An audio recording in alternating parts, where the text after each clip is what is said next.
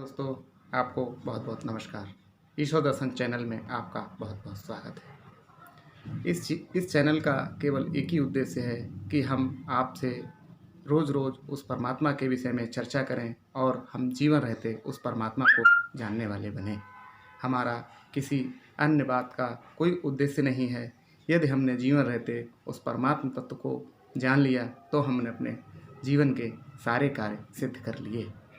आइए हम चर्चा को आगे बढ़ाते हैं कि हम उस परमात्मा को, उस परम तत्व को कैसे प्राप्त करेंगे। करत करत अभ्यास थे, जड़मत होत से जान, रसरी यावत जात ते, सिल पर पड़त निशान।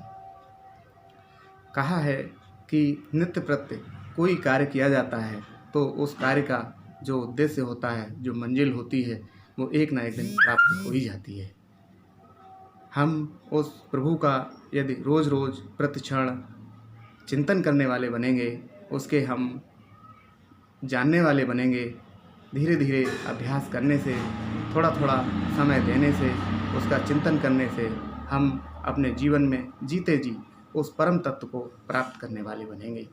यदि हमने अपने मन में ये ठान लिया है कि जीवन रहते हम उस परम पिता परमात्मा को जानने वाले बनेंगे, तो हम पहले ये वीडियो में हुआ है कि हम जिज्ञासु बने। जिज्ञासु हम बन गए, हमें परमात्मा के प्रति तड़प पैदा हो गई। हम परमात्मा के विषय में सोचने को मजबूर हो गए कि आखिर हम जानेंगे कि आखिर हम इस दुनिया में क्यों आए, हमारे जीवन का क्या उद्देश्य है। केवल भौतिक संसार में केवल रोज़गार के साधनों को जुटाना, अपने परिवार को बढ़ाना, परिवार की सेवा करना, केवल इन्हीं बातों में हमारा जीवन बीत जाता है, नहीं। इसके अलावा एक और उद्देश्य होता है कि हम अपने जीवन का मुख्य उद्देश्य जानें और उस पर चिंतन करें। हमारे जीवन में एक अन्य चीज़ है प्रेम और उसका अभ्यास। हम परमात्मा के प्रति अगर प्रेम में जुड़ जाते हैं तो हमारे भौतिक जितने भी कार्य हैं बहुत ही सहजता से संपन्न होते हैं। हम रोज़ उस प्रभु का चिंतन करने वाले बने, हम ध्यान करने वाले बने, हम साधना करने वाले बने।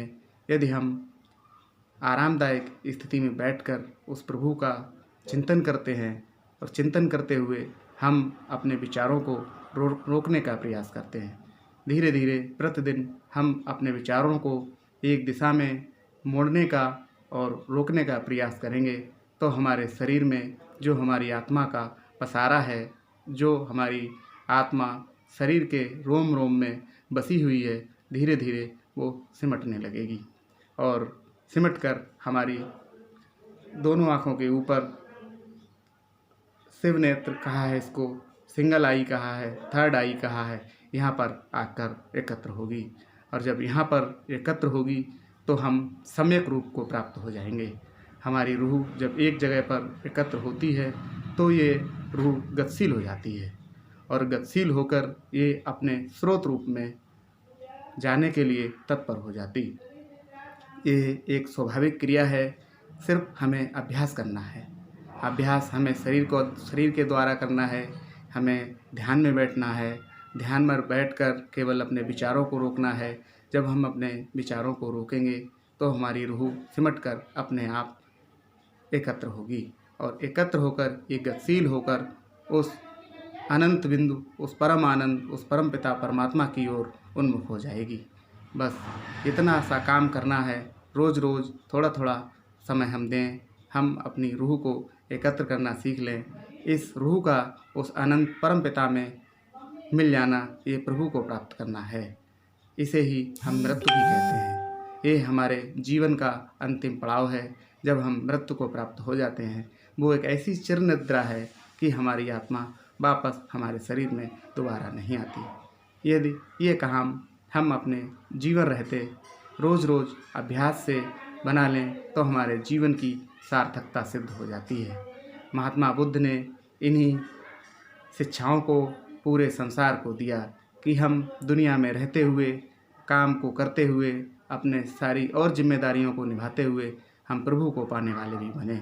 आज के वीडियो में इतना ही। आगे और हम मिलते रहेंगे, हम एक दूसरे से कनेक्ट होंगे। कुछ चीज़ें ऐसी हैं जो लोग मुझसे शेयर करना चाहते हैं, नीचे कमेंट बॉक्स में अपना कमेंट करके अपने विचारों को मेरे समक्ष प्रस्तुत कर सकते हैं। मैं कोशिश करूँगा कि उनके विचारों का उत्तर दूँ, जिससे कि वो पूर्ण तरह से संतुष्ट हों। नमस्कार।